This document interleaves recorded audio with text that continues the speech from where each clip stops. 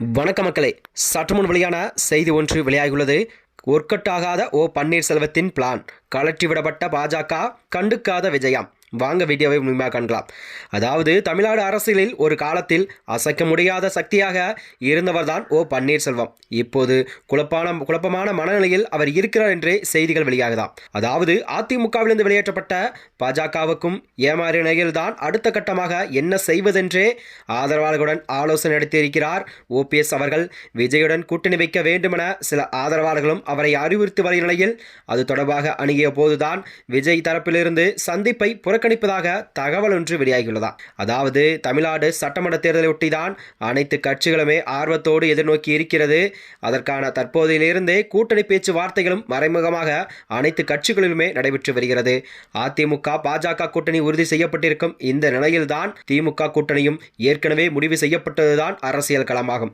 அதாவது அதிமுக பாஜக கூட்டணி உறுதி செய்யப்பட்டாலும் கூட இன்னும் சில குழப்பங்கள் அந்த கட்சியில் நிலவுகிறதா. அதாவது கூட்டணி அதிமுக தான் தலைமை தாங்கும் என எடப்பாடி பழனிசாமி தான் முதலமைச்சர் என்பது வேட்பாளர் எடப்பாடி பழனிசாமியின் வலியுறுத்தியிருந்தார். அதனைத் தொடர்ந்துதான் அதே நேரத்தில் டிடிவி தினகரன், சசிகலா, ஓ பன்னீர்செல்வம் ஆகியோரை எக்காரணம் கொண்டு சேர்க்கக்கூடாது என இபிஎஸ் அவர்கள் கட் அண்ட் ரைட்டாக பேசி வருவதாகவும் தகவல் வெளியாகியது. இதனால் பாஜக என்ன செய்வதென்று தெரியாமல் குழப்பத்தில் இருந்ததாம் பாஜக.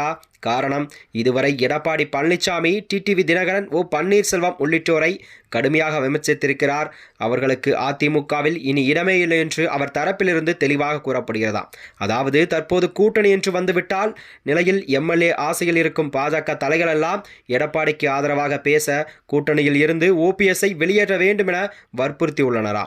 இந்த நிலையில்தான் எப்படியும் பழனிசாமி தனக்கு எதிராக வேலையை செய்வார் முன்கூட்டியே உணர்ந்த ஓ பன்னீர்செல்வம் பிரதமர் மோடியை சந்திக்க திட்டமிருந்தார். இது தொடர்பாக நைனா நாகேந்திரனிடம் பேசியிருந்த போதும் கூட அவர் அதற்கு ஏற்பாடும் செய்யவில்லை என செய்திகள் வெளிவந்தன.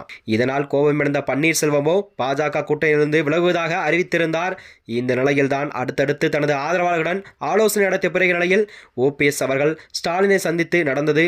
திமுக கூட்டணியில் அவர் இணைய போகிறார் என்ற தகவலும் வெளியான நிலையில் அவரது ஆதரவாளர்களே அதற்கு தயாராக இல்லை என்றும், மேலும் சமூக வலைதளங்களில் ஓபிஎஸ்க்கு எதிராகவே கண்டனங்கள் வெடித்து சிதறியதாம். திமுக கூட்டணி முடிவை தள்ளி போட்டாக கடைசி வாய்ப்பாக தனித்து போட்டியிடுவதல்ல விஜயுடன் கூட்டணி என்ற நிலையில்தான் இருந்த ஓபிஎஸ் அவர்கள் சில சென்னை ஆதரவாளர்கள் மூலம் விஜய் தரப்பை சந்திக்க அனுமதி உள்ளார்.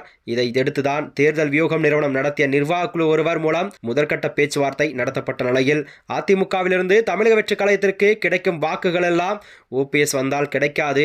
மேலும் அரசியல் வாழ்வில் அஸ்தமனத்தில் இருக்கும் ஓபிஎஸ்ஐ கூட்டணியில் சேர்க்காவிட்டாலும் எந்த ஒரு பலனும் இல்லை என விஜய் தரப்பு மறுத்துவிட்டதாக தகவல் வெளியாகியது.